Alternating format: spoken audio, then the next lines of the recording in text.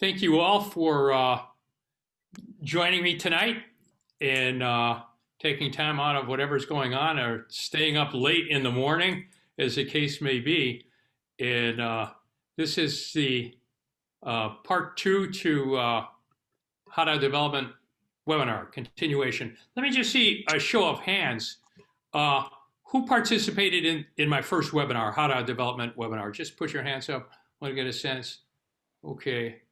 And is anyone new to Hara Development? Either by that I mean you haven't seen the videos, you haven't seen the videos of the last webinar, completely new concept. No.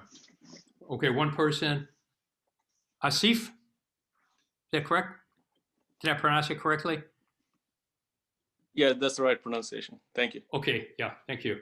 Well, because this is a continuation, there might be some gaps. And if you want afterwards to stay on and answer any questions. So let's get into it. So for those of you, even for those of you who may not have participated in the last one, are there any burning questions that you have about how to development, maybe based on what came up last time or based on your own experience and practices?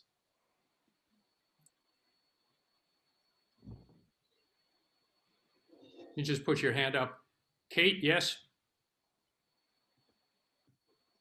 My question is about Hara development and about the length of inhale as opposed to exhale and how to control that, especially the inhale, so it's not the super long in order to get the long exhale. Okay, so actually I hope to do, I'll be doing some exercises tonight that will address that. But basically, you want to have a long exhalation and a quick inhalation. So that much that's what you're aspiring to. Am I correct? So your question is, how do you actually do it?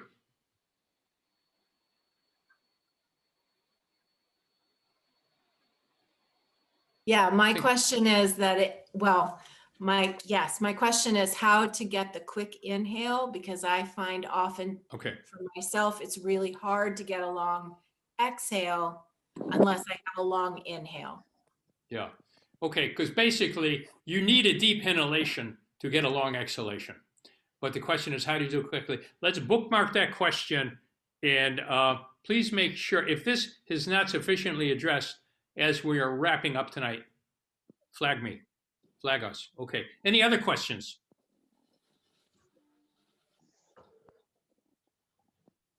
No. Oh, okay, great. All right, so. Roshi, Ellen had a question. Oh, I'm sorry, Ellen, I didn't see. Yeah. That's okay. So this may also be pushed off, or anyways, I'll just ask it. So in the my original training in meditation was in yoga styles of breath work and meditation before coming to Zen. And the breath technique used there is very similarly focused in the same region, but the technique is to draw the belly back on the exhale, which back towards your spine. Back towards your spine, they almost like hollow out and to kind of hold that there. And so it's called Uddiyana is the term that's used for Uddiyana Bandha. So it's in That's where you actually draw it up and Well, there's like a kriya where you like do that, you like try to hollow yourself out, and there's a more subtle version that you would use more continuously during meditation. And so my question is, kind of based on anatomical understandings of breath and sort of like inhale and the pressures inflate things and exhale things recollect, is around sort of the, or at least for me, what feels like I've had to like work against the natural inclination of exhale. And so I'm just curious around why the difference in like how there's a similar focus in the same region and there's an energetic similarity in terms of like movement upwards, even with like water moving upwards. Your reflection on the difference between the drawing back and Okay. versus the expansion. Yeah, okay. Again, if that is not sufficiently, that's really a good question, Ellen. If that isn't sufficiently addressed, flag me. Okay. Great, thank you. Yeah, okay, good. All right, any other questions? So, this is great. And great segues into what we're going to be doing. No? All right, well, just feel free to interrupt as we go along. So since the first webinar I did, I came across, thanks to an alert reader, Bruce, who contacted me, and he asked me if I had read a certain book. And I think, Bruce, you said, I assume you've read this and not. And I thought I had read everything humanly possible in the English language hold it, on the topic of Hara development, but he poked a hole in that. So I want to put my PowerPoint up here, because after all, what's a webinar without a PowerPoint?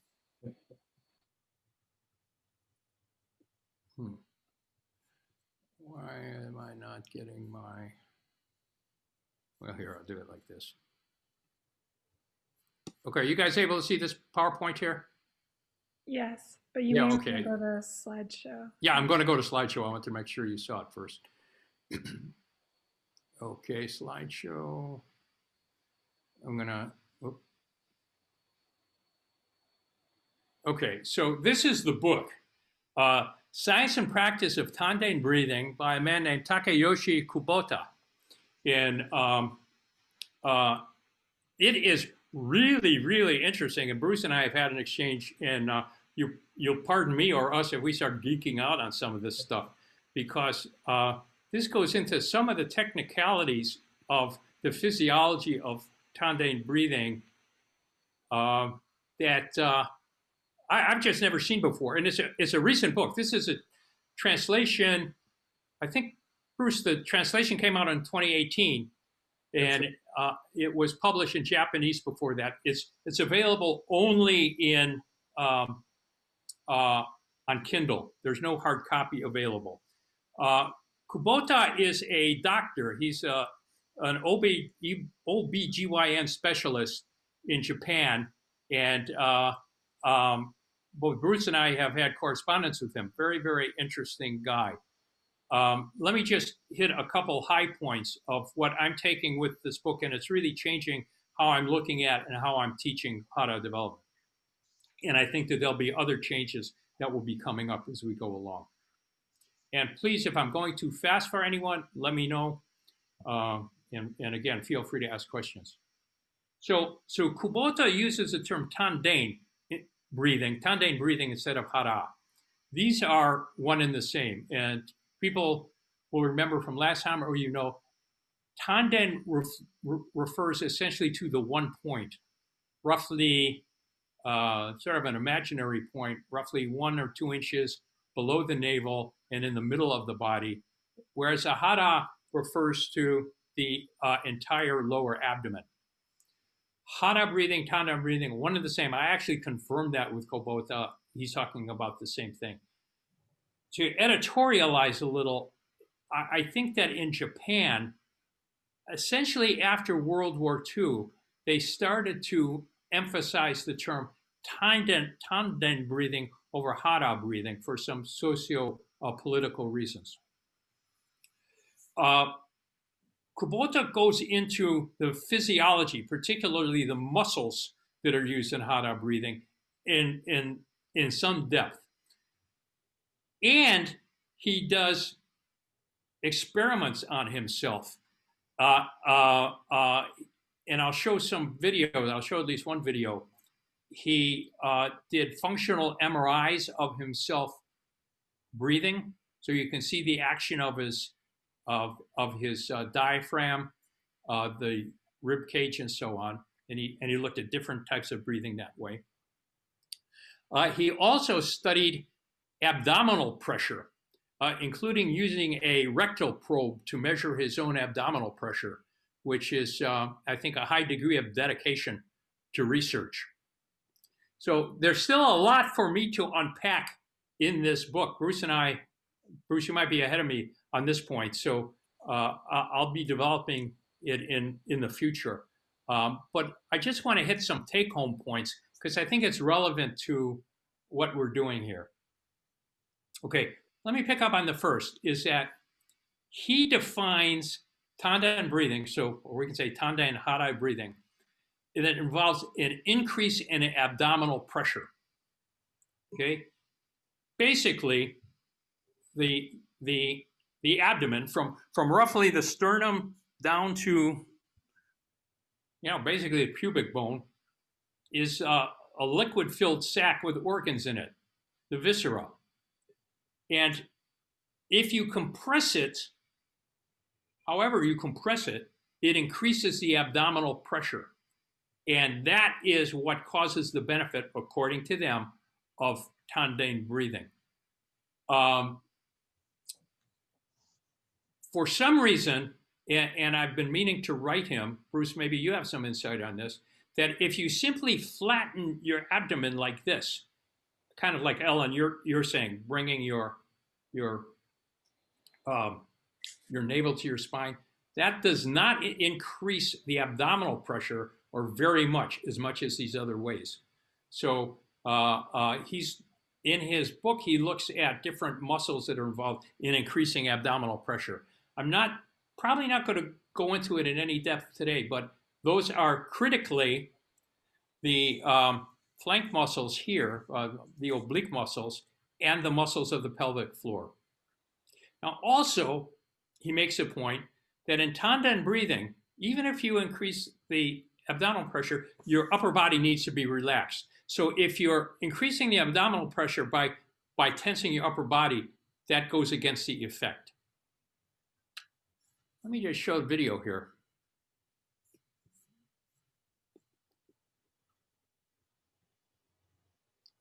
Oh, okay, I'm gonna just want to show you here. You can hear him talking in the background. Hang on a minute. So I want to go to 220 roughly. Roshi, I don't know if we can hear the sound or not. Sound doesn't matter. It's just, you can hear me though, right? That's right. He's speaking Japanese, so Heather, if you want to translate, we can do that. Okay, so this is chest breathing, as you can see. And what I want you to look at, right up here is where the diaphragm is. Okay, and it's gonna go down when he inhales. This is, I talked about last time, the diaphragm descends. That's what major muscle of inhalation. But you won't see a lot of movement here in his lower abdomen. Okay, he's exhaling. This is roughly staying flat here. That's abdominal breathing. I mean, chest breathing.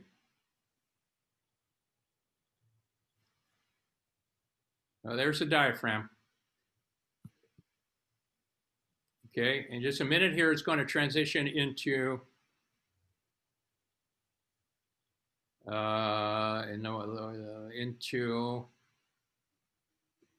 Tandem breathing. Come on. Okay, this is a reverse abdominal breathing. I won't go into technicalities, but this is essentially his form of Hara breathing.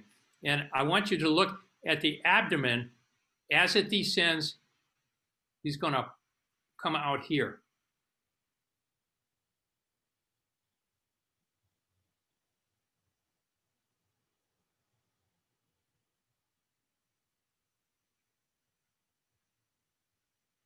Now, and I also want you to show, if you can picture, from this compression, that's what increases the abdominal pressure. Okay, is that clear?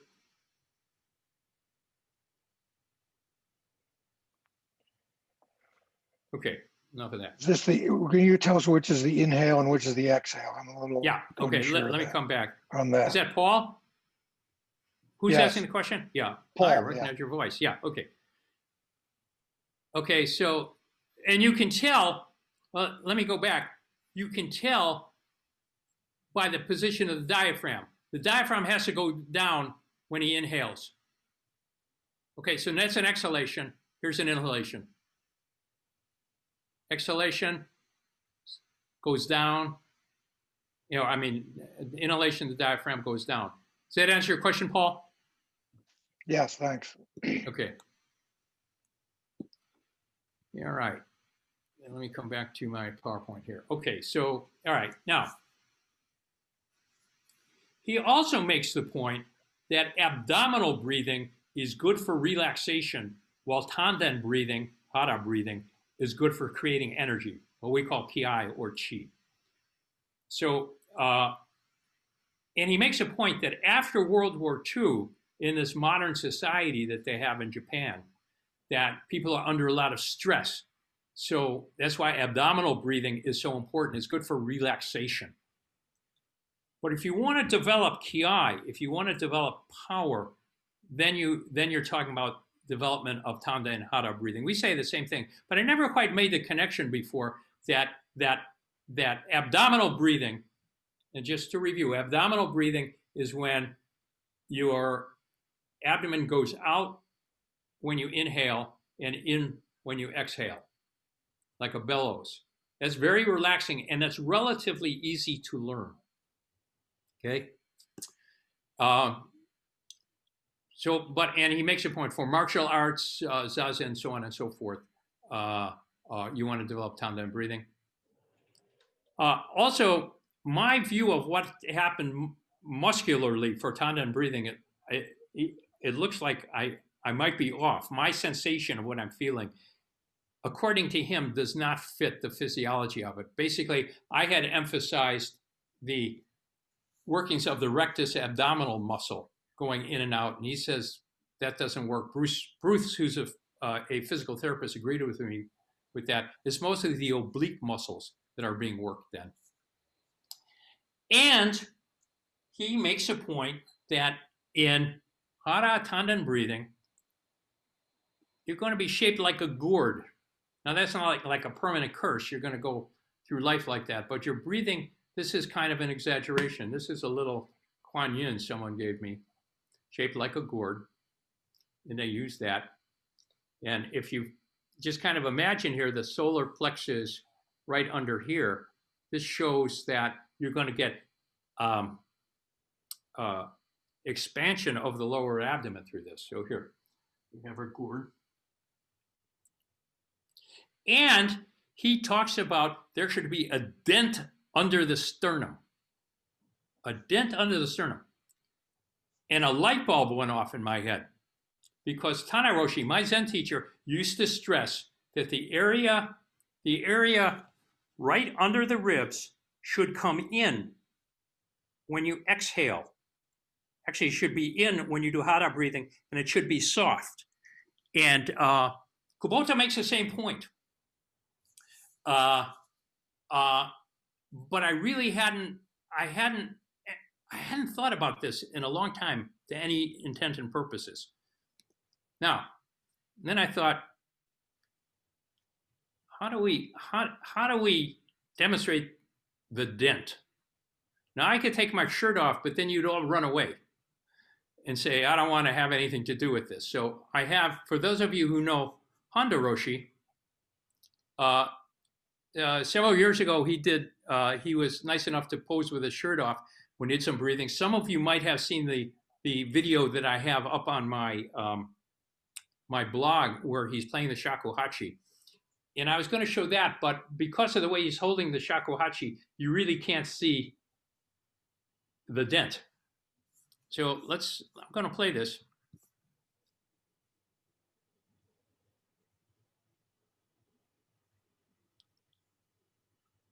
Whoop.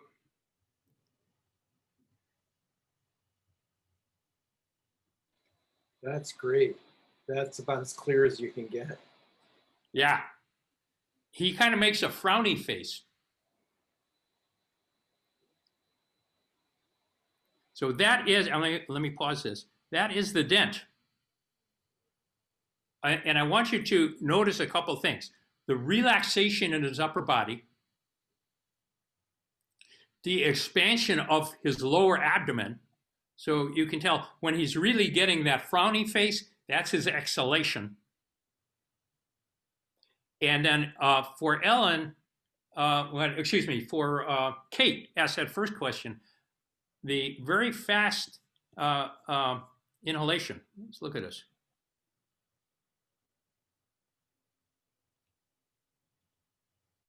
There's inhalation right there.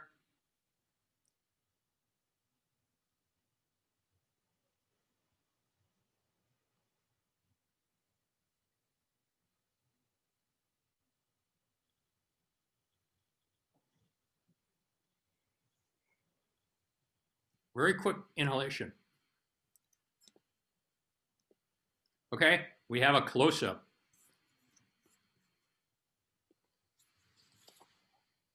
Exhalation.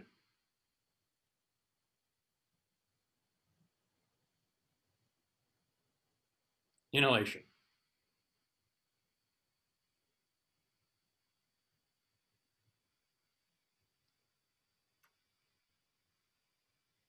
Now we really got a frowny face.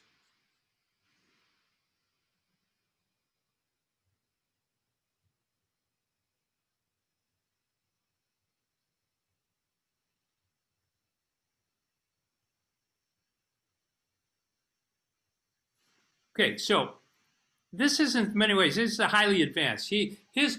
His breath control is maybe better than anyone I know, any living person I know. But a couple of things I want you to pay attention to that I want to develop later is number one, that I said, this comes largely from relaxation. He's not tensing. And then Ellen is to address Ellen's question. This doesn't address her question, but he is on exhalation. The spine is not coming. The navel is not coming to the spine. The second is, and show this again. In many ways, his exhalation is initiated by a slight contraction here. Let's see if we can see that.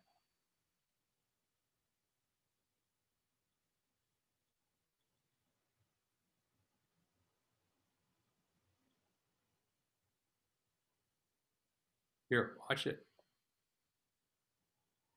And we can see it better with the head-on view. Can we come back? Okay, watch right here. Oh, he turned. Yeah, here. Okay. Right there. And that's the dent. Okay? Now, I'm not expecting people to be able to do this. We'll have some exercises that will address this, to do this tonight necessarily. Okay.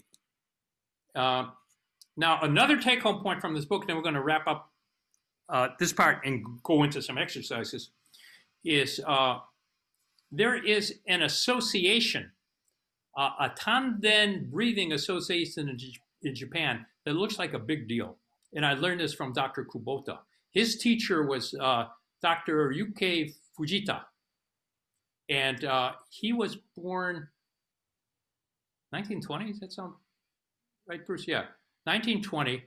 And he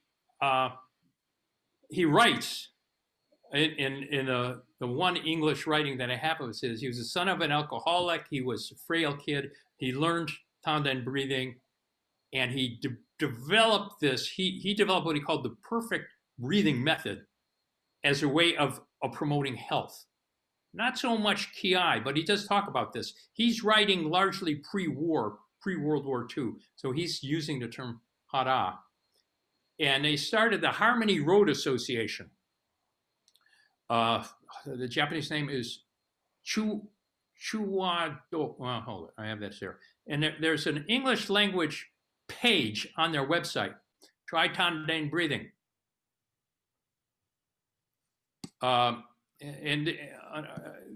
This is the only page that is translated. What happened here? I want my page back. And then come back to that. I think it's all the way over on the right. Oh. I'm not seeing it. Let me come back here. There we go. It's a tough read. I'm still, it's not an easy book to read. His book, yeah, I haven't got, yeah. So Dr. Kubota gave us a PDF of an English translation of his book, and I'll show you a bit of this there. And it is not an easy read. I agree. And he has a lot of exercises, and I have some modifications of some of them, but I want to go over them. And Bruce, maybe we can put our heads together at a later point on that. But anyway, that's his website. And then the book is called The Road to Harmony. Road to Harmony in Health and Physical Culture. And I don't feel at liberty to distribute the PDF without Dr. Kubota's permission, but I haven't been able to find another English source.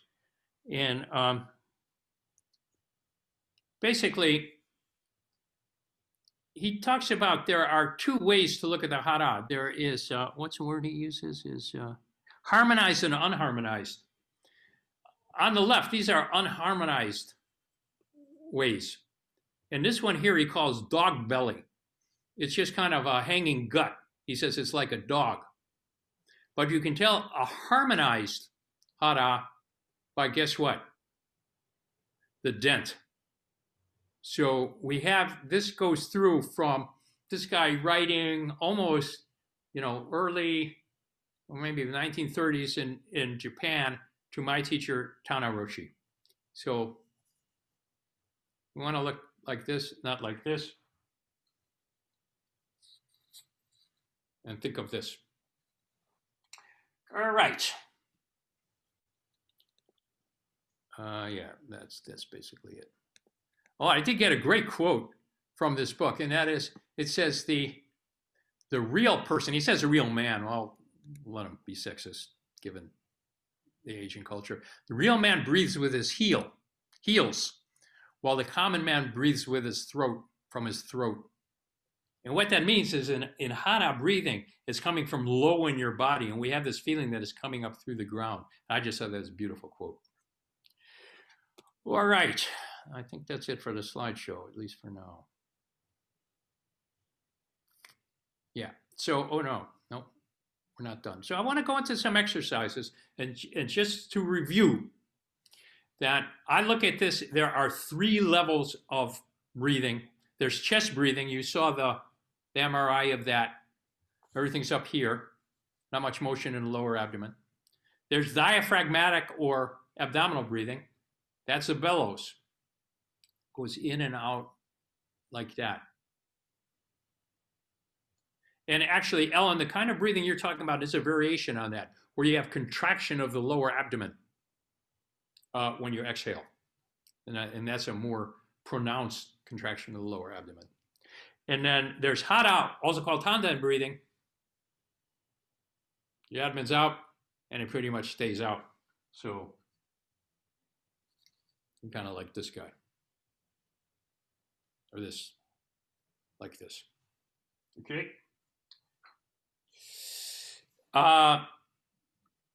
And well, I'll skip over this slide. But last time I talked about, I viewed Hara development as having a number of stages that people go through. The first is no sense of Hara. There's no sense of, no proprioception down there really that's anything different. Then you have awareness of Tanden. So you might feel the Tanden there, or at least your conscious energy is going there. Then you go into abdominal breathing. Okay.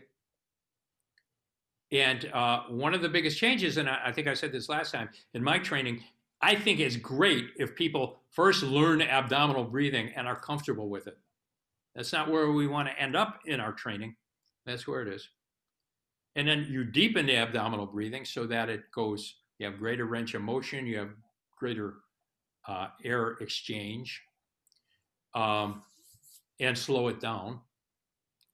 And then you transition to Tandem breathing. And that's what I want to do some things with today. And then you deepen the Hara breathing. At this point, it's still intentional. You have to think about it to do it. And then ultimately, ideally, it becomes automatic. So basically you're doing it 24/7. Well, maybe you're not doing it when you sleep. Okay, so let's begin. I'm going to turn screen sharing off. I've kind of talked a lot. Are there any questions on anything I've said so far?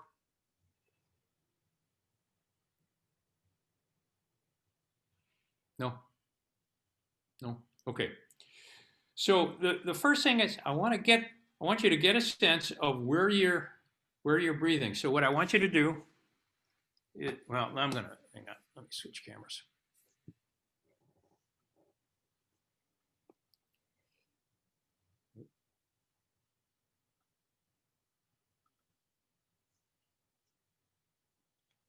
Oh, okay. Okay. So put one hand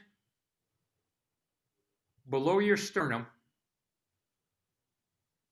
the other hand right at your tandem, so right below your navel.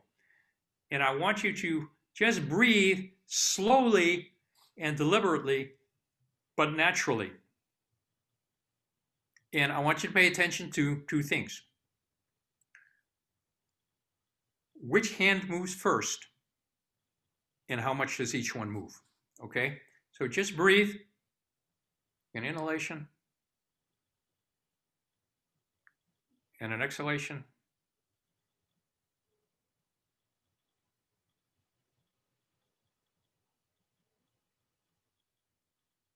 An inhalation. And an exhalation.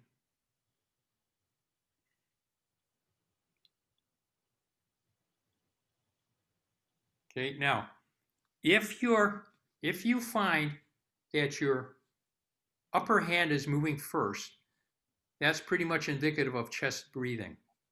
Okay?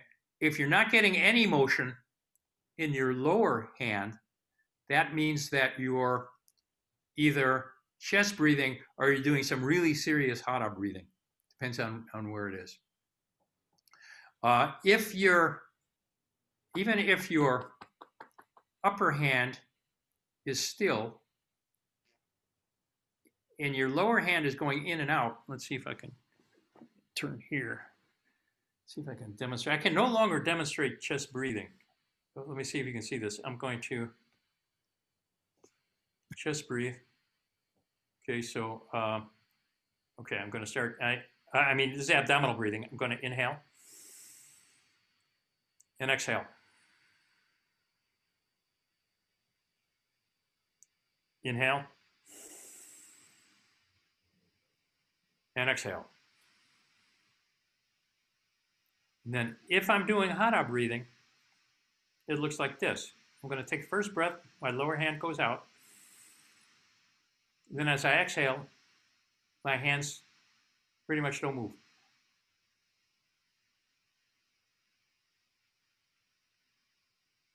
If I inhale,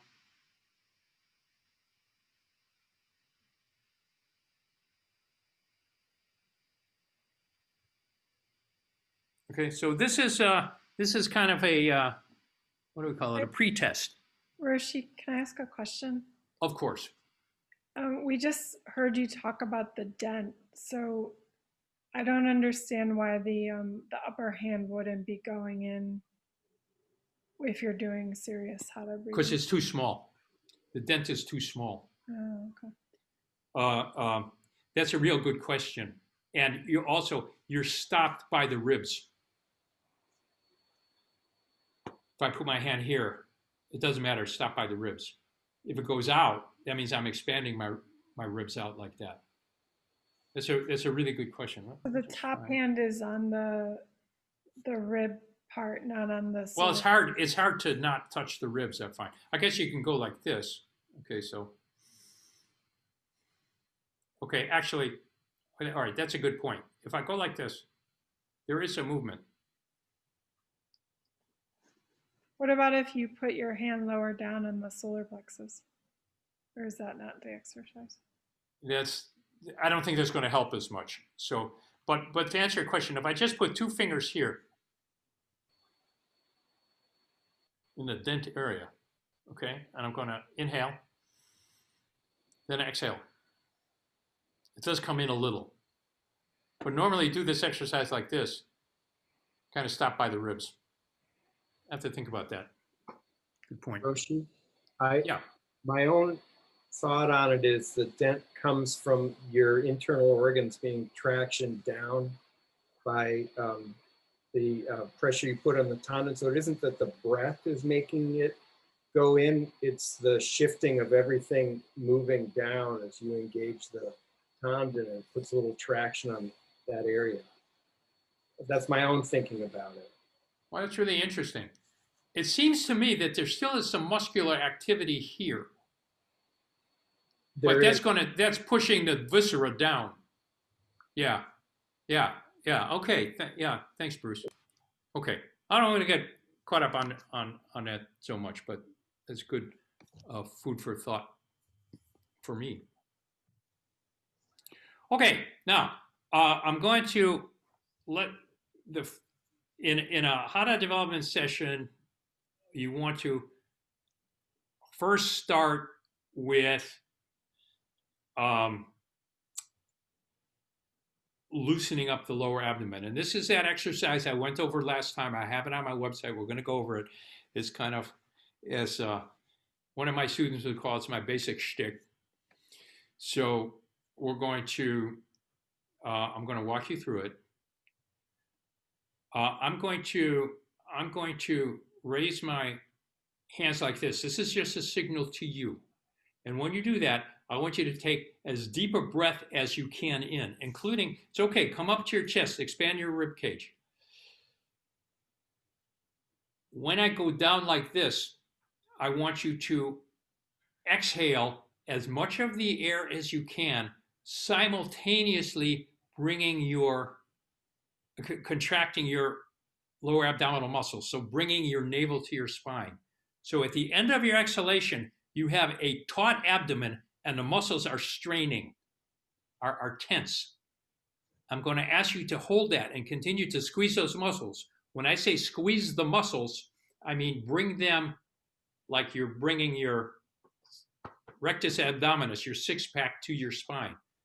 And I'm going to go hold it, and 3, 2, 1, I'll either say relax or okay. When I say that, I want you to just let go of those abdominal muscles, kind of like you've clenched the fist and then you've released it. And I want you to see if you can use that to drive your inhalation. So I'm contracting, I hard to talk, this is so hard, but I'm contracting, and I release. It just comes in like that, and it's an easy inhalation for that. Once you've done that, just go back and breathe whatever feels natural, and we're going to do this several times. You don't have to move your arms up. I used to raise my arm like this, and an alert reader said it's kind of confusing because you're telling people to keep their breath down, and then you're going up like this. So I said, all right, go like this. So do this. This is a sign. Exhale, exhale, exhale. I'll walk you through this, and we're going to do several repetitions, not in a row. I don't want people to get dizzy. If you have abdominal discomfort, if you've had abdominal surgery recently, if you have a hernia, just sit this out. And if you don't feel, I've had in the past people maybe who have asthma, some kind of breathing problems, aren't comfortable with that. That's okay. But if you can't do this, I would say contact me back channel and we'll work on another set of exercises for you at a later point. Okay? So, any questions? Okay. So, inhale as much as you can. It's okay to make noise.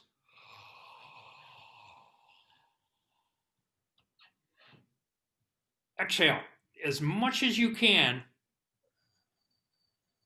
Bring your navel to your spine and contract those abdominal muscles and contract, contract, contract. 3, 2, 1, release. Then go back and breathe naturally, whatever's natural.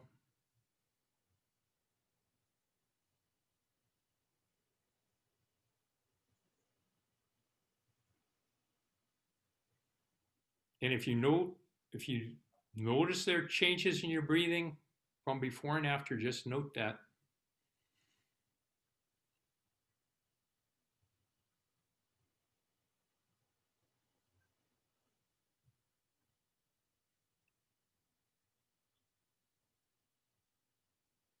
Okay, we're going to do it again. Take that deep breath in. But this time, I particularly want you to pay attention to the physical feelings of the contraction and the relaxation. Tension, relaxation, and when you take that inhale, can you extend that feeling of relaxation if you have it? Okay, ready? Breathe in. Breathe out.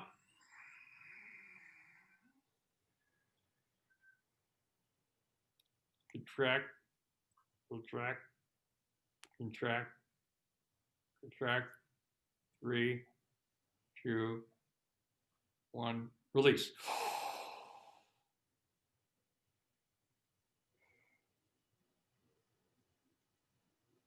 Go back and breathe naturally.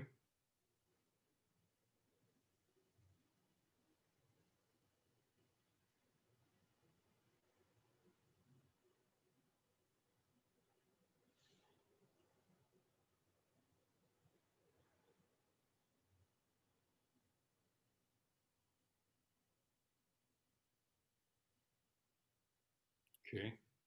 One more time. Inhale. Exhale. Contract, contract, contract. 3, 2, 1. Inhale.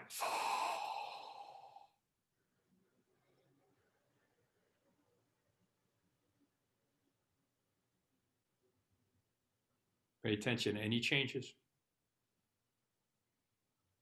Yes.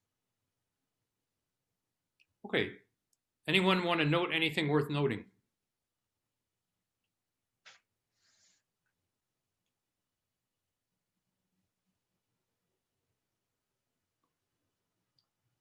No? Cynthia, did you want to say something? Yes. Oh, sorry, Cynthia. My perception is that my chest was more released with this, more relaxed, the upper body, you know. Yeah. And, That's something that you want. Because as I said earlier, with Tandem breathing, as a matter of fact, this guy Fujita says it's not Tandem breathing if your upper body is not relaxed. So basically, what we say is you're taking the tension from your upper body and you're putting it in your lower body. Although it's not necessarily tension, it's kind of weight. And we'll come to that. That's really nice observation, Cynthia. Okay, anyone else? Yes, Hi. Ricardo. Hi. Yeah, I noticed that after this exercise, it's much easier to keep the lower abdomen expanded, even when exhalation happens. Yeah. Okay, that's good. Okay, that's Yeah. very good. Yeah, thank you. I want to try one variation of this, and then we're going to go on and focus more on the exhalation. And this time, let's see. You're going to inhale, same as before. This time, when you exhale, I think everyone's seated. Okay, as you're exhaling, come forward from your hips like this as you're contracting. And keep it like that as you're contracting. Contract, contract, contract. And then 3, 2, 1, release. As release and you're letting go of tension, come back to your posture.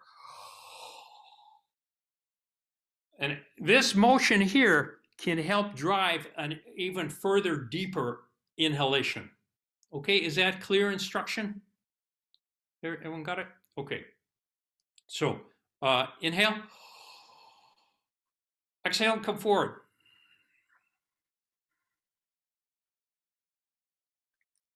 Contract, contract, contract, contract, contract, release. And then go back, breathe naturally.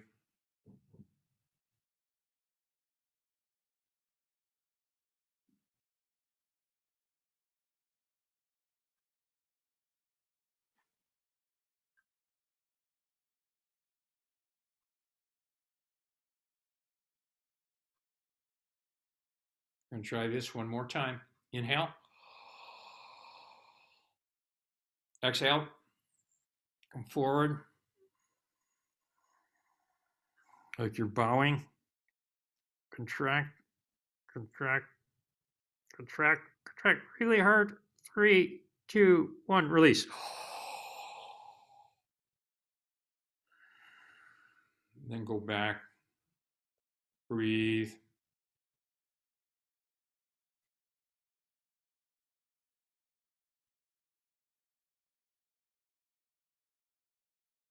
Okay. Does this add anything to it for anyone? Heather's thumbs up. Is that it? Yeah. Anyone want to comment? I felt like it made allowed the shoulders to drop and relax more. Okay. Good. Again, we upper body. Yeah, Charles Antoine. Yes, I'm doing the exercise standing. Yes. I'm not sitting. I guess you are all sitting, but I'm standing in That's front okay. of my desk, and Okay. this bending frontward Yeah. is naturally done when you are standing. Yes. When you contract very hard, you go forward. Yeah. Naturally. Yeah. I think Bruce helped me here. That gets back to rectus abdominis. When you do a sit up, you're contracting that, and that's going to bring you forward. My guess is that's it. So that's fine. But yeah, you can do this. No reason you can't do this standing. Okay. A lot of the flattening is the transverse abdominis that's flattening it. No, not the obliques, but I mean, for this exercise, the rectus pulls you this way because it's a strap. Oh, for that. Yeah. Okay. Yeah, the transverse abdominis are what flatten that area. The obliques I see. run at the angle. Yeah. The ones you're using with the Hara. But gotcha. Yeah, that forward is if you're really contracting, you're pulling. You can feel your chest come down. Yeah. How the rectus works. Yeah. Okay. Thank you. Okay. Did anyone get a deeper breath doing this? Yeah. Okay. All right. So because we have a group of mixed experience and, people are going to be different levels. Once you're comfortable abdominal breathing, and that's what this exercise, as I've done it so far, is. So you can get a very comfortable inhalation and then an exhalation where you're bringing the abdomen in like a bellows. And by the way, Kate, for your earlier question, this should give you the sense of how to do that quick inhalation. Just if not, I want to come back to that at the end. And the quick inhalation should be natural. And the exhalation should be natural as well, but that comes first. But at some point, people get comfortable abdominal breathing, and then how do you go from abdominal breathing to Hara breathing?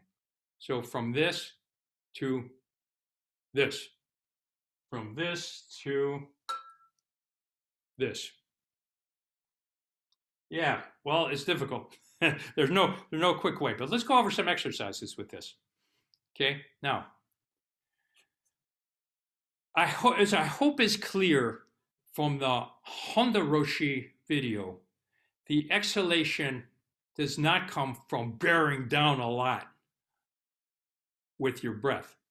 And for those of you who were there last time or read my stuff, that's how I was taught it, and it drove me nuts. You want to relax when you do it. And a good way to relax is to do it by feeling the pull of gravity. Okay? So let me switch cameras here a minute. Okay, if I'm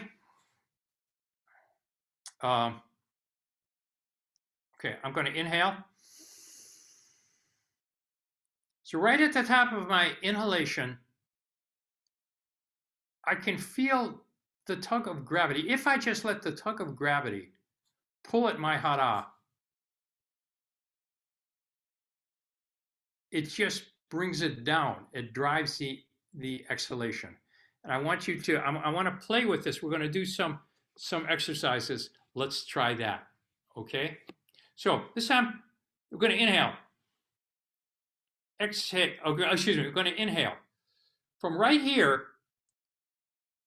instead of contracting your abdomen, I want you to just put your conscious awareness to your abdomen and just see if you can feel the weight.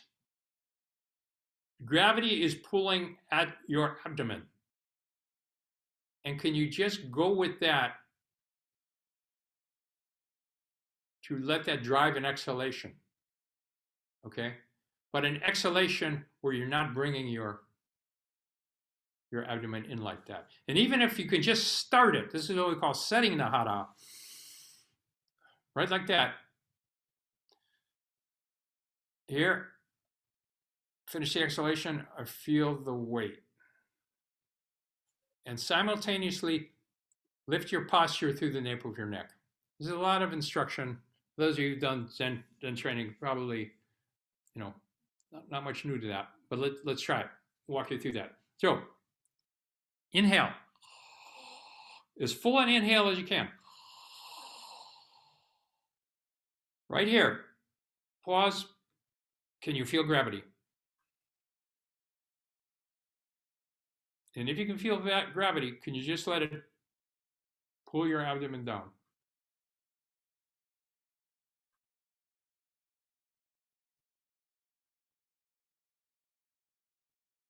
And take however long an exhalation, long or short an exhalation as you can. And go back and breathe normally.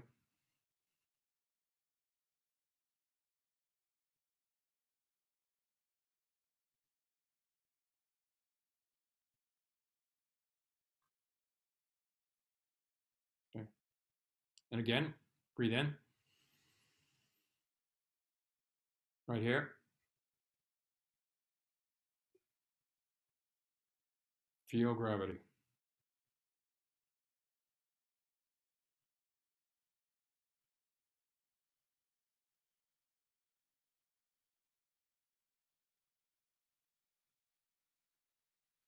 Go back and breathe normally.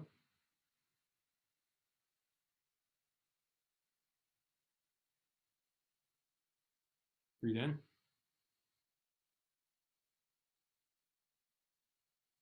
Breathe out.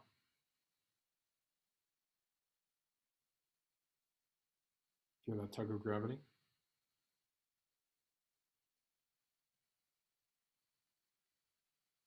Go back and breathe naturally.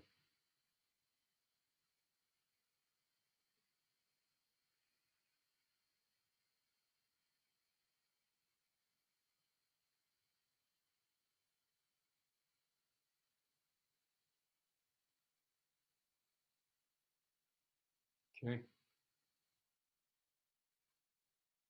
Does that help anyone? What are you guys feeling?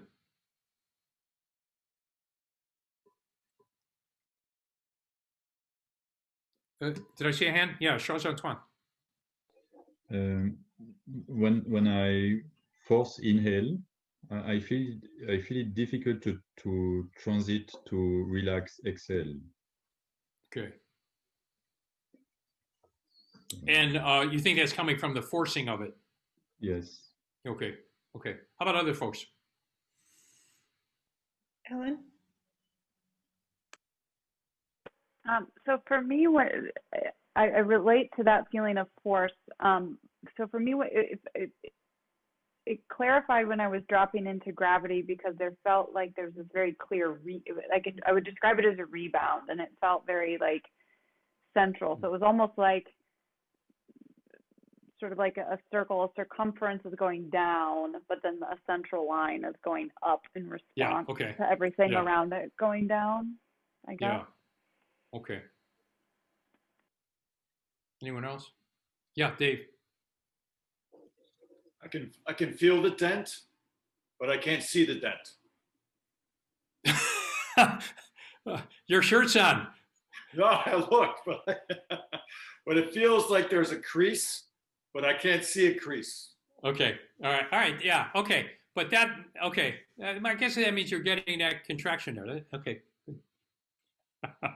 Okay. So, yeah. So the forced inhalation.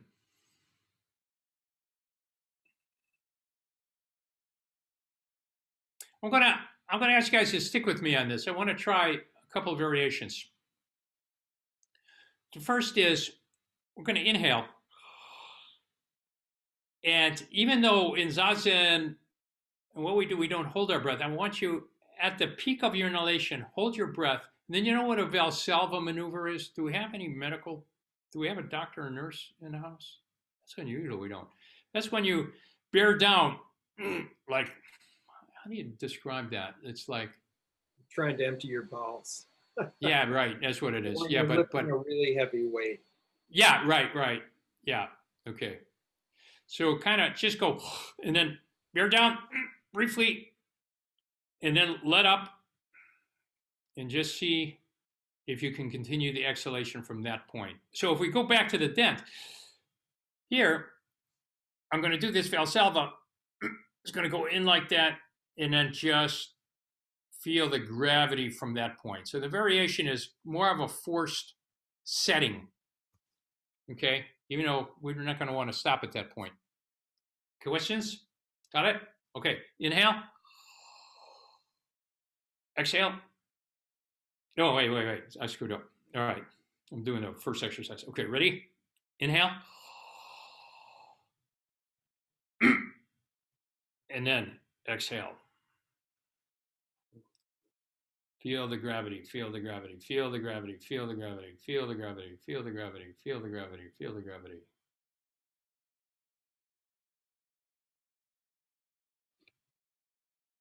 And go back and breathe naturally. And breathe naturally.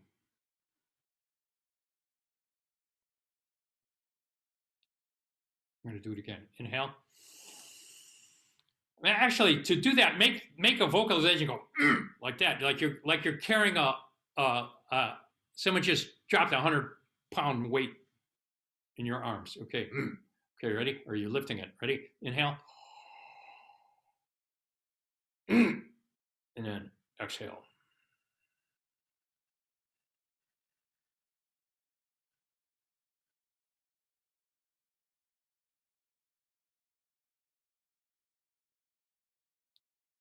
And go back and breathe naturally.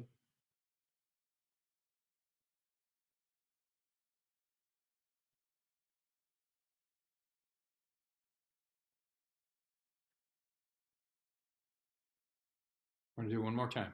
Inhale. Exhale.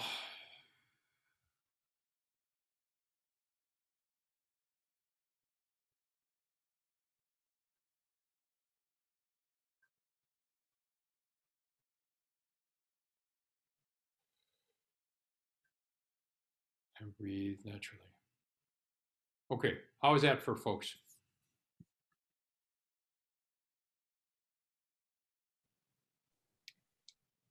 I found that Heather? I found the vocalization was really helpful in terms of a forceful Okay. set of the Hara. Okay. Anyone else?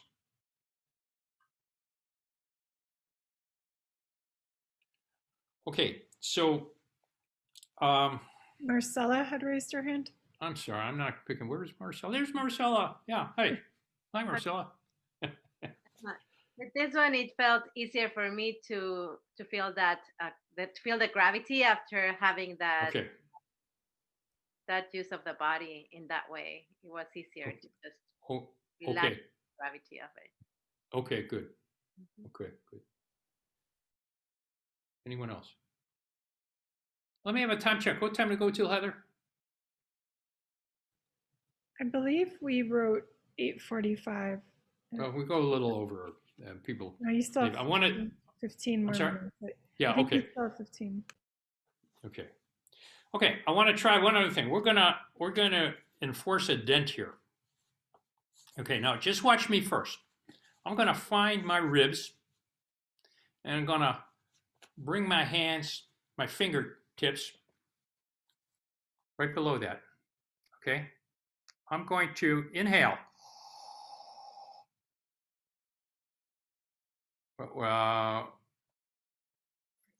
Yeah, okay, I'm going to inhale. And then instead of going, as I exhale, I'm going to push in here.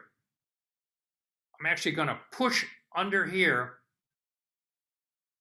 and see if I can use that to drive both the exhalation and expansion of my abdomen as I'm exhaling. Keep the expansion of my abdomen.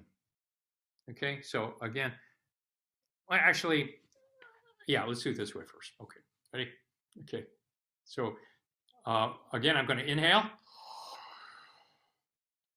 Right at the top of that, I'm going to bring my fingers in. I'm going to use this to drive this in as I exhale, but also use this to see if I can start the exhalation with that. Okay, again, if you have abdominal pain, you have a hernia, just sit this out. But the point is not to feel uncomfortable. Okay, ready? Inhale. Exhale. Bring the fingers in.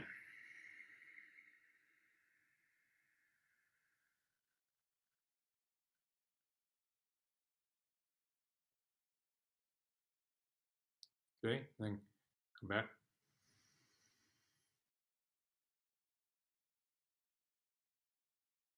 Breathe naturally, a couple breaths.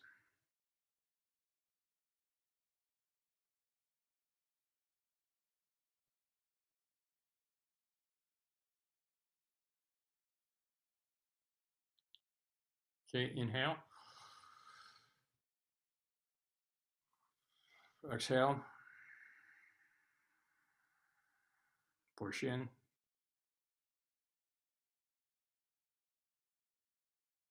Inhale. Well, I forgot to tell you is you have to bring back the pressure of your hands. Well, you can keep the pressure in there. It doesn't matter. I don't want to confuse you. And go back to breathe naturally. How's that?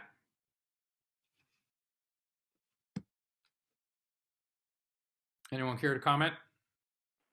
It's a nice massage. Oh, good. Yeah. Yeah. Good. Yeah. I almost felt like I was with Paul.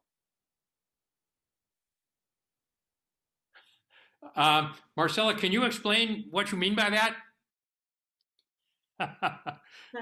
Well, his amazing body work uses the hands and the breath like that in such a way that I could feel how like the body was being reorganized with that push in there. Yeah. I just didn't know. People probably didn't know that Paul's a body worker, so I wanted to clarify that. Okay. Anyone else? Okay, now I want to try another variation of this. Oh, I got a feline friend there. There's dog belly, maybe there's cat belly too. I don't know. All right, so we're gonna keep the hands here. I want you to inhale. And as you exhale, come forward from your waist. It doesn't matter so much how you exhale, but drive your fingers in here more and then really work them to massage in here, right under your ribs. Okay, until your breath is gone. I mean, you're ready to breathe in again. Then when you breathe, come up and relax and release the hands.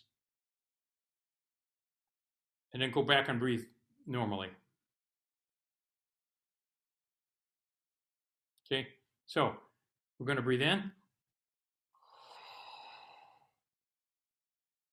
Breathe out and come down.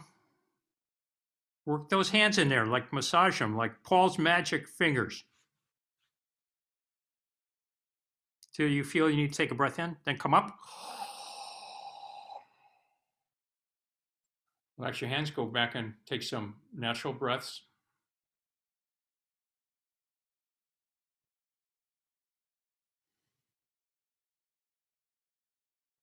I'm going to do this one more time. Breathe in. Breathe out. Massage under there. 3, 2, 1.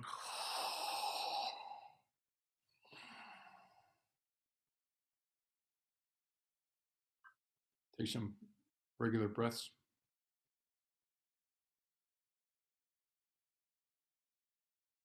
Okay, how was that? Anyone care to comment? And I can take it stunk as an answer. It didn't feel, my abdomen didn't feel soft there. Okay, up here. Yeah. Okay. It Okay. still felt like there was, it Okay. felt like there was still some muscular tension there. Okay.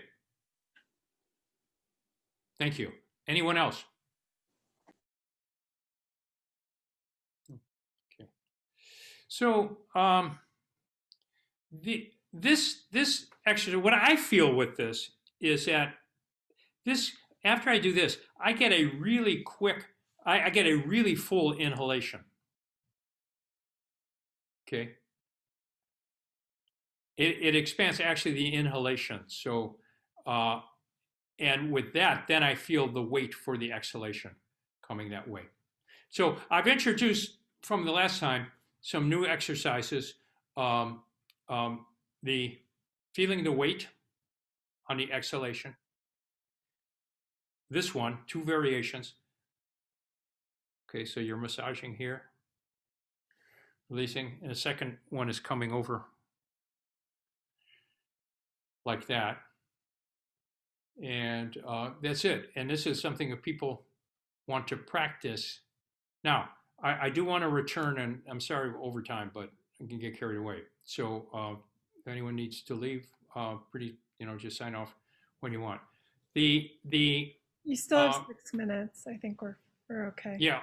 Well, I want to address those 2 questions and see if there are other questions. So, Kate, for you, does this help you understand any more the relatively fast inhalation? Yes, very much so. Okay. Yeah, really helpful. Thank Okay. you. Okay. Yeah.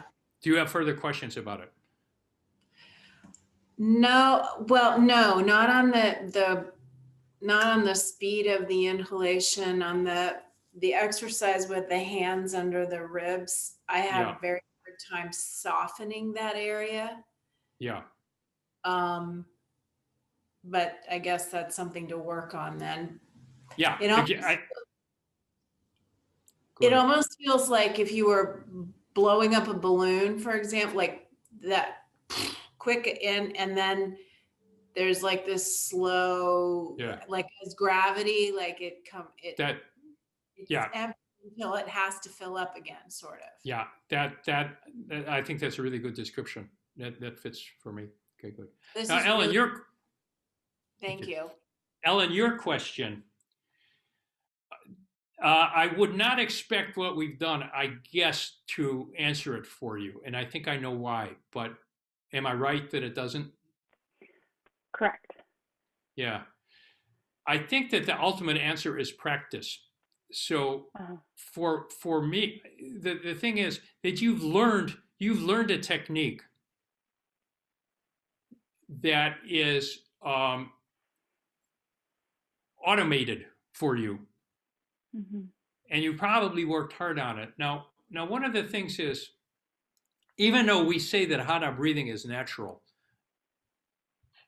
I think it is from one way, but from the other, the actual natural way is to bring the lower abdomen when you exhale.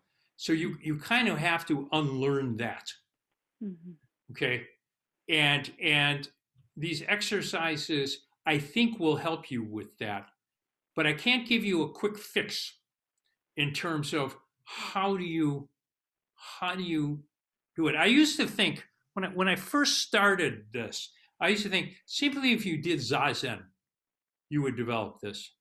But then I looked, I had people come in over the years, some with extensive meditative training and other things. They never developed Hara. So you have to put conscious attention on it before you can do that. Because you're in Madison and, we're done with the pandemic, I'd be happy to, go over this as, maybe some supplemental things. But at the end of the day, I think you're going to just have to consciously work on this. I'm sorry, I cut you off. You started to say something. No, I think well, I guess the second part, I guess my question had actually two parts. Was sort of okay.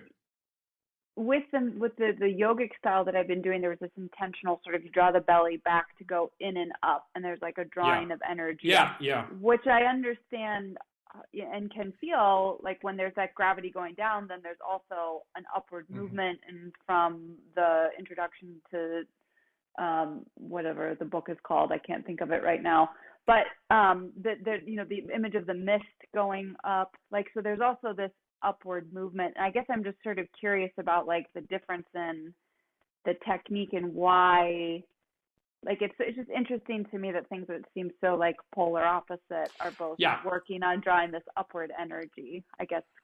So maybe more of a why. Okay, I can give you a general and a specific answer to that, and I'm speculating in part. So number one, Hara breathing is almost uniquely Japanese. In that, even in the Chinese traditions, Chinese martial arts, while they do some, mostly when they talk about they're doing Dantian breathing, they're doing abdominal breathing. In Japanese traditions, at least the ones I know, and as far as I know, everything is this Hara breathing. In that they don't do these variations like this unless someone studies yoga. Now, why is that? At the end of the day, I think that different breathing techniques are going to create different samadhis. And the Japanese tradition has a very particular kind of samadhi. You might have heard this, but Tana Roshi, my Zen teacher, used to say, and I'm sorry, for those of you who heard this before, that